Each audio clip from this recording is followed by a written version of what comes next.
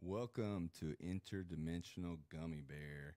It's a place and a space where we can talk about less serious things. Coming from a professional world where my name is Robby Ellis. I'm a doctor of physical therapy, and we spend a lot of time in serious conversations and dealing with serious situations. So what this podcast is and what it's meant to be is just a place, a lighthearted place to talk about fun topics, some deep stuff, from stuff in the cosmos all the way down to things going on in quantum physics, and all the way into things going on in current events. And our goal is to have guests and people that can bring life and insight and hopefully some unexpected wisdom. And today we have with us Mr. Allan Martel. What's up? Yeah. And Mr. Allan Martel and I grew up together, but he is a PGA golf pro. He is the head PGA golf pro at an elite course here on the Gulf Coast, the Grand Bear. Elite golf pro. Yeah. He's married to an occupational therapist, and they have two beautiful children. And Allan is the owner and founder of Neo Golf, which is an offspin of some of the greater things we're doing here at Neo Life, and an extension into the golf world where we're bringing golf simulators, golf instruction, and some entertainment value through that business. Yeah. So, Allan, you want to tell us a little more about that? Yeah. So, Robby didn't want to. I mean, I work at Grand Bear. You know, It's an elite course. I think everybody knows that by now. But yeah, man, Neo Golf. Like I've told everybody, like the opportunity to be able to partner with somebody that I've grown up with. First off, but I told somebody this. I've said this probably 5 times in the last 10 days. Like me growing up was like golf was nerd, man. Nobody cool played golf. Not in a bad way. It just wasn't as cool as it is now. And now it's cool. And then like it almost feels like I've invested my time and my life into golf, and now it's finally cool. It's almost like putting in a shitty stock that goes off that you don't even think about. But yeah, no, it's not just about that. Like Neo Golf's going to be a continuation of Neo Life. It's going to be an awesome partnership, but it's going to bring a new way of golf to the Gulf Coast. You know, it's not just, yes, you can come get a lesson at Grand Bear. You can play 18 holes at Grand Bear, but unfortunately and fortunately, we live in a climate that is hot, cold, rainy, you know, all that good stuff. So just having more opportunities to play golf with the things coming down the pipeline, like the TGL, the Tiger Rory series and stuff, it's just going to open up more opportunities. And I think that the Mississippi Gulf Coast is thriving for some of those opportunities, you know? Oh, yeah.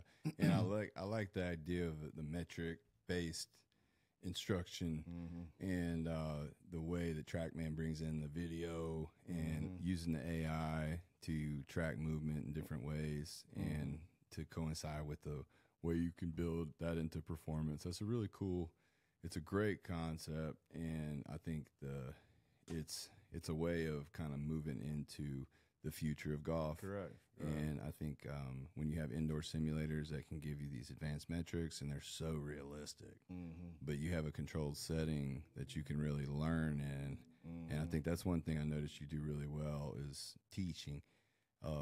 But you do it in a fun way, and it's always really lighthearted. And I really like that kind of culture about that. Is that something you learned? Man, everything to an extent is learned, but I mean, it's more of the people that.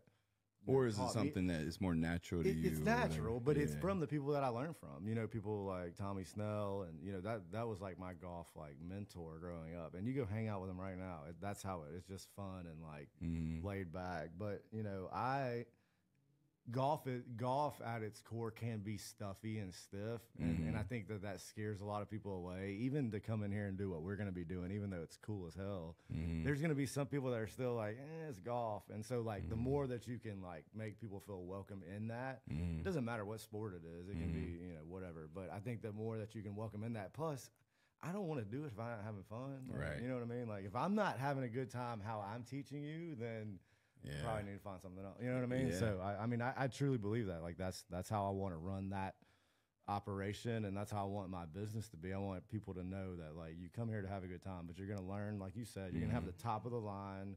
You know, I had a conversation with somebody the other day. Like, if you're not on board with AI, then you're going to get left in the dust. Yeah, you're already behind, and you're going to get left in the dust because it's not about, you know, and there's people out there that are scared about job taking and all that stuff. At the end of the day, like, yes, there's going to be people, but there's just going to be a shift of those people that have to learn how to use AI to have a job.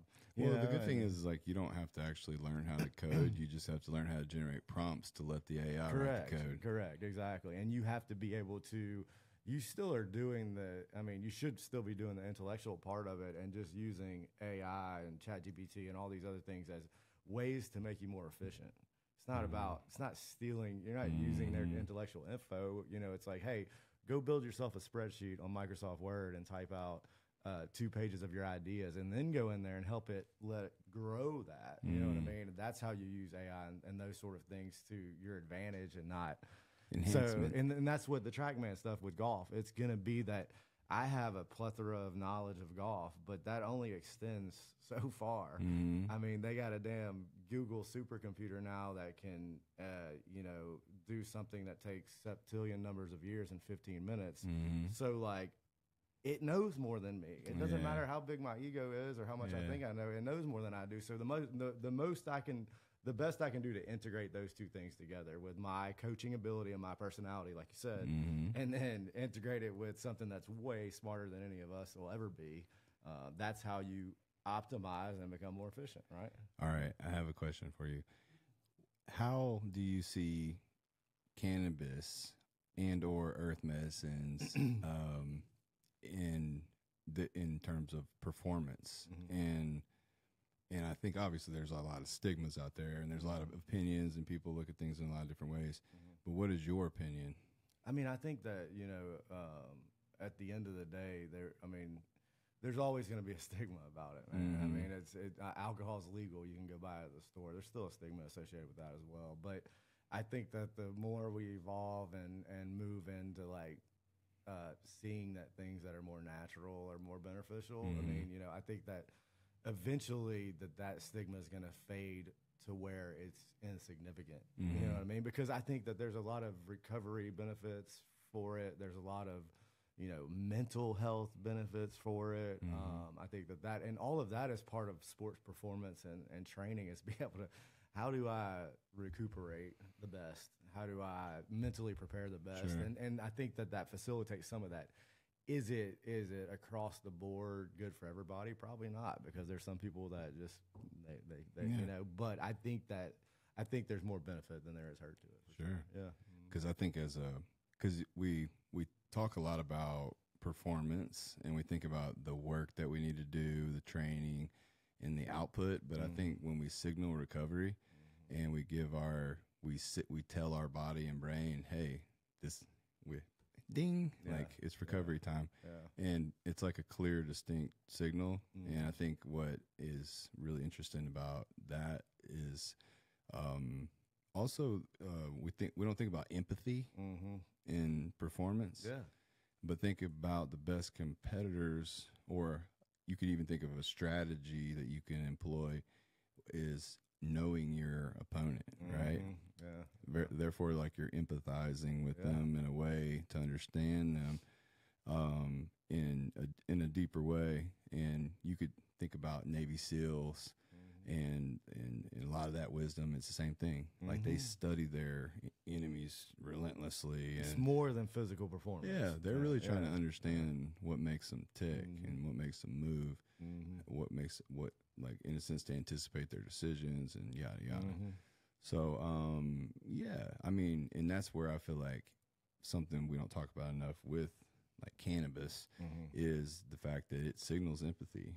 Like, you can be in an argument with your wife and be like, I'm right, she's wrong, like, you know, I took the trash out, I don't know what she's talking about, and then you're like, go take a walk and, like, smoke a joint, and then all of a sudden within like 5 minutes you're like, you know what, I have been kind of sucking, like, I can understand like, like, man, how she feels that way, and like, you know, like maybe I can be an asshole, and you know, you want to know what's even better than that is if you get heard to do it. Yeah. No, I'm kidding. No, you're right. But yes, just empathy. It does. It makes you. I think it helps people take a different perspective. You know what I mean? It's perspective shifts. Exactly, and I think that more times than not, you know, that's something that lends people to be more of a calmer, de-escalating perspective than the other substances that people use, that be alcohol or whatever. Some of those promote more of an escalating attitude, you know. And so, or a more ego-driven approach. And if you think about like the balance between our really understanding our ego in a way where we can, like in a way where it's not the bad guy, but it's not the good guy. Yeah. And and when we're stuck, most of the times we're stuck in our perspective. And that's kind of the idea, I think, is by it softens that ego and it turns down that default mode network. I mean, there's that side of it too. But I mean, you look at somebody like what's his name that just won the Heisman, Travis Hunter. I mean, he doesn't practice really. All his he's literally recovery from week to week in between games. It's like hyperbaric chamber, you know, blah blah blah blah blah, sleep. And I mean, if I was, that's what he dreams about. If I liked to, if I wanted to gamble, I would probably say that Travis is facilitated in Colorado in his recovery. And so, I mean, I don't know that, but I mean, hopefully. He is very much into the recovery side of it, and anything that helps promote that and can get him ready for the next game faster. I mean, all right, change subject. Let's go. What is your most like crazy golf story in terms of like just crazy? Man, that's a good question. And maybe it's something you saw, maybe it's something on a golf trip that, you know, something crazy that happened when somebody was drunk. Yeah, you know, I mean, a lot of my, like, I guess along that lines of the story, a lot of my, when I was in college, I caddied for almost like 7 years. And because I'm going to divulge some of these stories, I'm not going to divulge where. We'll say John. But John Smith. No. I mean, you know, there's probably a bunch of different things that happen, but you know, if you just ask me, you know, it's pretty incredible what you see people do intoxicated on the golf course. Yeah, I mean, I was telling this. I'm not saying this. I mean, I probably could think of crazier stories. Listen, this is no holds bars. We gotta let it go. So two crazy stories. Actually, a couple crazy stories out there. One crazy story out there. There was this guy, and I just told him the other day. I don't remember his name, honestly. Okay. It was some random ass guy I was caddying for, and we were on this hole number 8, and I mean it's from here to it's 500 yards from here to the clubhouse, and this guy's like, I gotta go now, like number 2, like, and I was. And it was, I mean, I've heard that. I'd heard it. I mean, you caddy for 7 years. You've heard that plenty of times. I mean, I've had to go in the woods myself. Sure. Anyways, that's another crazy story. I was like, hey man, look, it's just right there. Like, it's not that far. And he was like, no. And honestly, I didn't really see his concern at that time. I just was like, oh, he's got to go. So I walked up to the green, and like I turned around and I looked, and I wish we probably had camera phones, but it wasn't like camera phones that I had now. But like, the guy is like hanging off the side of the bridge with his pants down, like, and it's not a high bridge. I mean, he's doing like a full squat over the thing, just pants at his ankles. Pants at his ankles, like it was no. The hard part is you can shit in your pants, so you really got to stick it out there, dude. I looked, I was like. And he came back up there. He acted like nothing happened. Like it was, you know. And then he felt better. Yeah. He definitely felt better. Some crazy stories, you know. I mean, just walking out to the putting green and you hear guys going, "Hey, I lost $20K yesterday. Let's play for $30,000 a hole today." Or, you know, I caddy for this one celebrity who I'll tell you off the record. But when I caddy for him the first hole and I get to the second hole. And I could tell that he wanted to like hang out with his boys, like or whatever he wanted to do. I just could tell that he just wasn't that interested in a caddy. And the cart girl pulled up, and he walked up to me. He had handed me all his chips and his money, and it was we had the white, like, full zip-up jumpsuits, and I put the money in there, and he walked up. He was like, hey, where's that money at, man? We're on number 2T. And I was like, oh, here it is. And I gave it to him. And he handed me $200, and he's like, just hop on with the car girl and go inside. So I caddied one hole and made $200. But how much money did he give you? Just $200. Oh, that's yeah, it? No, he just gave me $200 for what did he have? What was probably $25,000. Oh, really? I mean, yeah, there was, you know, there was a lot of people that went through there had a good amount of money. But you know what's funny about that though is golf, like. Everybody loves golf, though. Like these guys, some of these guys are like professional poker players. They love golf. Some are professional football players, basketball. Yeah. They love golf. When they're on that golf course, they're all in the same mentality. That's right. You know what I mean? But there's a lot. And that's what I'm excited about too, is that you can actually make me, like, I can get good in the simulator, and then just kind of show up out there. Because I mean, obviously, I'm pretty busy or whatever, but it's like I can kind of fit that in and just show up and whip some ass. Exactly. Yeah, you got to get like an old ass bag, so when you pull it out of your car, it looks like you're not that good. Yeah, I'm gonna sandbag so hard. Yeah, but I'm pumped about that's. I think that's a cool side of it. I hope I don't see any of that crazy shit in there. Yeah, keep your pants up, please. Yeah, keep your pants up in there. But nah, man. I mean, nothing that was like, you know. I've actually had to do CPR. Twice, and I'm 0 for 2 at the golf course. Wow. So I was a nurse before, obviously. Sure.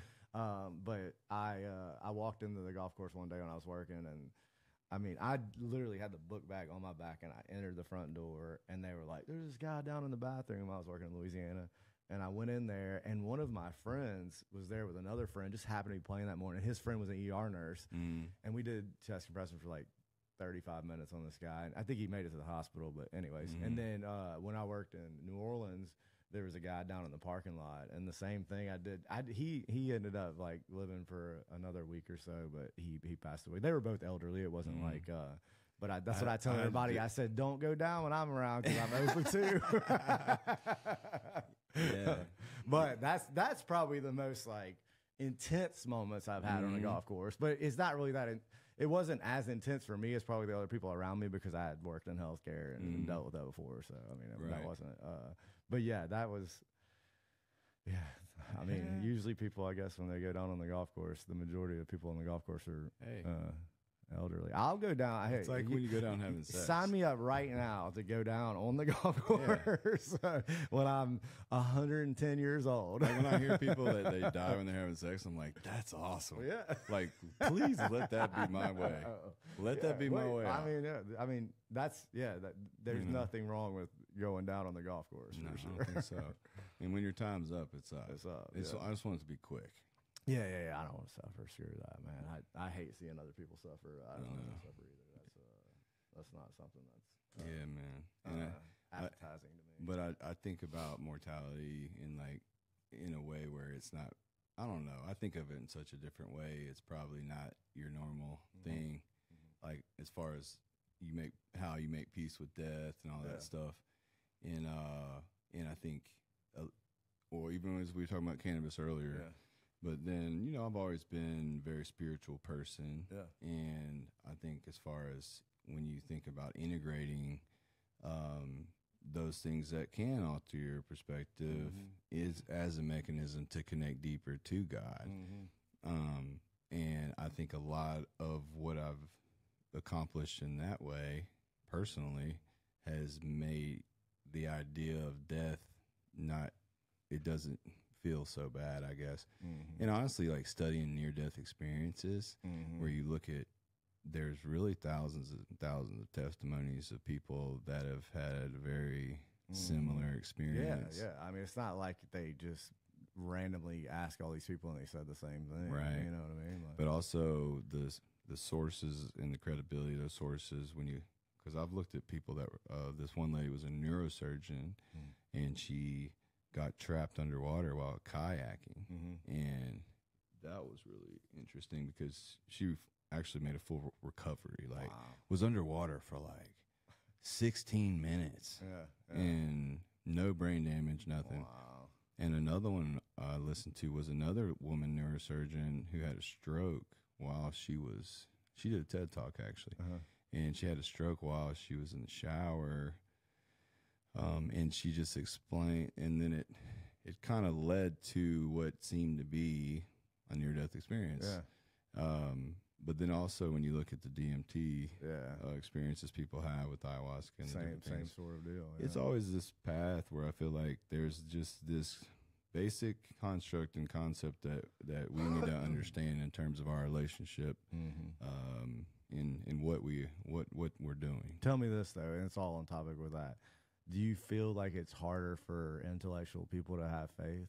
I think it is. I think it's harder for people that, and I don't mean that, and I just mean that I think that it's because when you have some amount of intelligence, that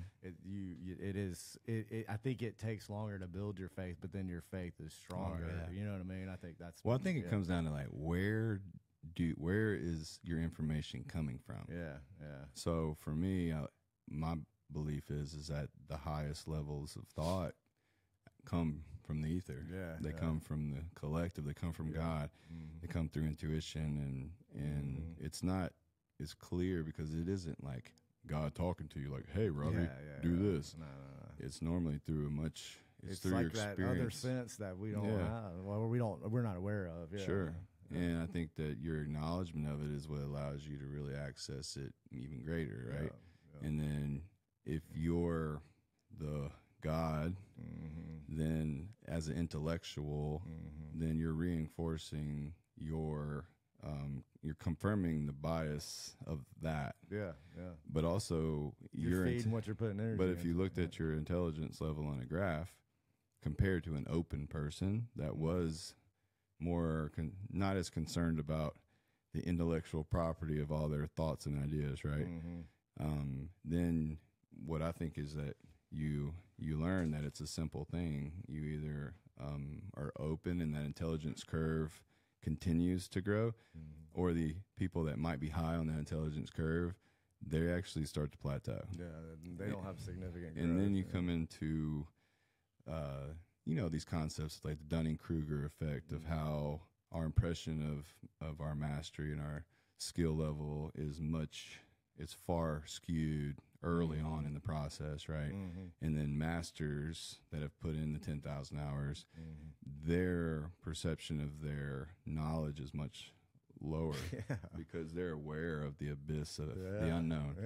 And so it's a humility and a respect for knowledge versus our perceptions are always kind of garbage until we acknowledge that a lot of our overconfidence in our perceptions and all these places where we need to get perpetually humbled, these cycles of feeling real confident and then getting humbled and then picking our shit up and being like, okay, well, how do I not end up at this bottom again? And that's just like, learning, man. That's all it is. Yeah, that's but just learning. I feel like we can make more use of those cycles, and if we can, I guess, lose the need for credit and just focus on the outcomes of what we're trying to achieve more spiritually, and I think that's doesn't seem very productive for a lot of people in our world, but I found that if you really lean into that, for me, the success in your life is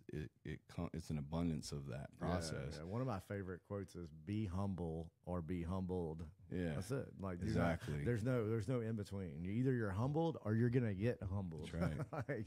and that at the end of the day, if you don't have that kind of perspective on a lot of things, I wouldn't say everything, but I mean, if you don't have that perspective on a lot of things, you are. And now we go through phases of being very confident and maybe not coming off as humble, but I think at the end of the day, once you achieve a certain amount, you're still humble, but you have to, the best guys on the PGA Tour, they look like the cockiest guys out there because they have to be in that, moment and situation and stuff. But they are so humble too. And they know that at any moment that can be taken away. But again, from them, cocking, it's a line between cocky and confidence. It's just like the same energy between envy, jealousy, and admiration. They actually are the margin is very fine. It is. And I think what happens is how we respond to our emotions determine what that energy gets turned into. for instance, if, man, I love Allan's golf swing. It is really dope. I wish I could swing a golf club like Allan Martel. Hey, Allan, I love your swing, bro. I'm giving you props, Speaking right? into it, yeah, So now that's admiration. I love Allan's golf swing, man. I wish I could swing like Allan. Envy. You know what? Screw Allan. He ain't all that great. Because I'm keeping it to myself and I'm letting it dwell in my head, and you're not sharing that information as admiration. So then you internalize it and you ruminate on it, and then eventually you give yourself enough time in that negative loop of responding, then it turns into envy. Then envy slowly turns into jealousy. Jealousy slowly turns into now where no matter how hard I try, you can see the reality, even if I'm doing a great job at hiding it. If their perspective is skewed, that's what you're going to see. Yeah, for sure. You Some people think evolve into that, you know what I mean? But yeah, you're right. You devolve into that. Or you evolve into, Allan, I love your swing. Yes, that's what I meant. You evolve into it being better, because I've experienced people that start out more envious, but then they realize that they benefit more by being admirable, and they learn more because their open-mindedness is better. Right. They're not being closed-minded to say, why can't I have this because he does this or does whatever it is, Yeah. But I think it's really dope to think about. The fact is that what your life becomes and the story that you leave behind is honestly how you're responding to your emotions and the energy. It's all the same energy, just like the difference of laughing and crying, right? I work with people all the time where, like, especially it's the same exact energy. It's just what the comes same out. energy. It just comes out differently because you laugh to avoid crying, and sometimes you cry to avoid laughing. Weirdly enough. But I mean, it's a weird, interesting dynamic about how, and I'm very interested in the idea behind that, because I feel like to be able to sometimes simplify what feels like a very complicated experience, but at the end of the day, realizing that there's a process that we can go through to check ourselves and to like build a mindset or mentality or a way of checking ourselves and keeping our ego at bay in a way. The same concept is like the inner child is like what's attached to our ego, right? Your inner father is what you know as a father. It's that perspective. It's the keeper of the house and the family, right? And then you have your inner God, which is your observer. It's the thing in you that is not in. It's disconnected from the inner child. And what's between it is the father. That's the ego. Right? Then you're this median, and then you have God. And so I look at when we have inner dialogue that is negative or that isn't what we know ourselves to be at this point, then essentially we're allowing the inner child speaking. And so now the father needs to speak up and say, like, the other has to you hit the bad shot. Oh, you idiot. And then, because that's what happens, right? But that's not who I am. I'm smarter than that. I know not to talk to myself that way. But it happens, in that right? moment you do it, because the child's dumb and it's still in there.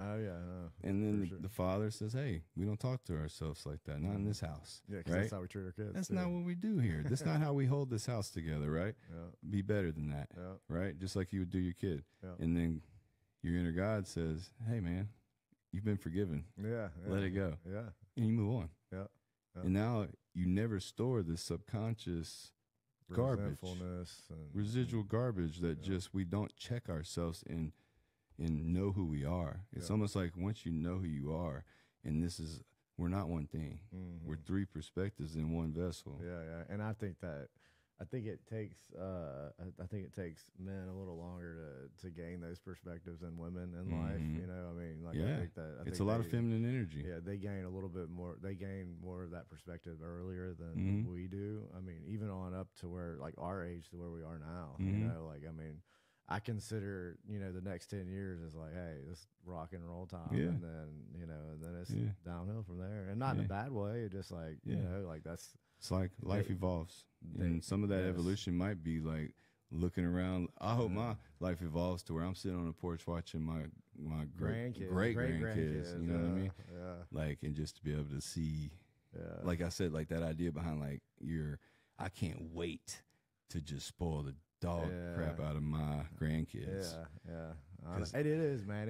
It is crazy how fast it goes by and how you end up, you turn from a child, from a grandchild to a child, to a dad, to a grandparent, to in 200 years, nobody will ever know that I existed. And not in the bad way. That's just how it is. I don't know do you know who your great grandpa is? That was about 300 years ago, 200 years ago. Not in a bad way. That's not that far away. I know who my great grandpa Me too. Yeah, is. And I'm nothing beyond that. And that's the point too. It's like and I think that's what a lot of people learn when they die. Yeah. Is that immediately they realize all their problems are nothing. It's like the first acknowledgement. Here's the first thing most people say that's amazing. Yeah. They notice that instead of how I can just see here, they can see all the way around them. Yeah. So they get this omnipresent vision, right? Yeah. So they can see 360 because they don't have eyeballs anymore. Yeah. Now they can see all the way around them. And so that's number one thing that's like mind blowing. The second part is that they're omnipresent in a way where they have their attention like where they can see what's going on here, over here. You can be two places at one time. Not just two, I don't know, maybe as many as they want. I don't know. Like an angel. Yeah.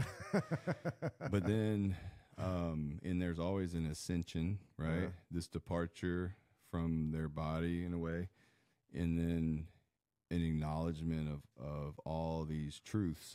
I feel like is what happens, and it seems like the most common truth that they encounter first is that all the problems that they thought were important aren't, and that it's like almost silly to them. Like they're almost immediately like, I can't that's like, oh shoot, like I wasted time worrying about these dumb things. And we should do that at the end of every day anyway. Be like, man, why am I worrying about this? I mean, take it back to. I mean, I don't necessarily know how close to death I was. But just my experience with that was, I mean, close. And like, so I don't have some kind of like experience like that. What I can tell you that I experienced that nobody can ever, is that when I laid there after my car accident, like those people that were in that car accident with me that didn't make it, they were in that room with me. I don't care what anybody says. They were there, and to the point that when I was able to talk, like I asked where they were, and so their presence was there. And so even to the point where when I asked my mom, like, hey, what's going on? She doesn't want to tell me. She don't want to tell me. I finally get her to tell me, and she tells me, and I literally was like, that didn't happen. And just turn around. You know what I mean? Because they were there. Like, I'm like, I'm pretty sure that one of them was like messing with the end of the bed, just his personality. One of them was like taking care of me, like that. You see what I'm saying? And like they were there. And so I didn't have this risen experience. I'm not, but so that's what I'm saying. I don't know how close I was in that aspect, but I mean, I had an experience to where there was definitely something else. It was something outside of the dimension that we live in, experience. But I've read a lot of the same stuff you've read about people that experience that kind of thing. But you know, at the end of the day, there's context, just so there's context, because what you're talking about. Yeah. So Allan was in a horrible accident where they actually got hit in a car full of people by a big travel truck. In a very foggy night at an intersection. And out of that, there were multiple deaths, and there was 2 people that survived. And I mean, it was a tough situation, and that's why I have the perspective that I have. Though, I mean, we can sit here and talk about that, and like, you know, it doesn't. You know, I mean, it's because this is literally like, this could be a whole podcast in itself. To be honest with you, it could be a whole nother section. And I don't want to disrespect those people or that event by not like. I was tying it more to like what we were talking about with the perspective. I have that perspective on life because of that event. Sure, you know what I mean. Like a lot of shit that, and I respect. Like there's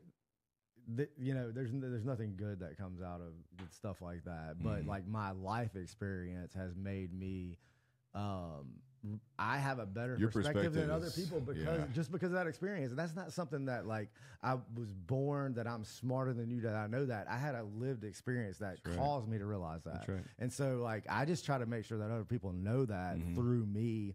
And yeah, we can have a whole nother and I mean that can kind of almost, in a way, you could think of everything you learn that's really meaningful in your life is usually in a bottom. It's usually at a point in time where you're not really comfortable. There's some, like, life isn't great. And that's usually positions where most people, you either find your way out or you don't. And they're rushing to get the hell out. They're really trying to get out. But in that, they're not realizing that these are moments that you learn more than any other opportunities in your life. And I always think of it like, and I've been able to encounter some wisdom during some low points in my life, and it always really led me back to, like, don't be so impatient to get out of here, because there's something that you're meant to learn. and I think that's a part of the deeper faith, is that you wouldn't have been put through that and intended to not be one of those that left. Yeah. If there wasn't something, if there wasn't a design and a purpose and something that you're meant to do something, right? Yeah. And not only that, to the extent that I kept you here, and you saw the consequences, right? So there's a design and a purpose and a mission and something for you to do. But that was 19 years ago. Yeah. So January 12th, 2006. So January 12th, this 2025 will be 19 years. It probably took me 10 years to realize that. It's not like that happened and I immediately had that perspective. A lot of other shit happened in my life, good and bad. That it took you years to heal from that. Exactly. And physically. So you don't just have that experience.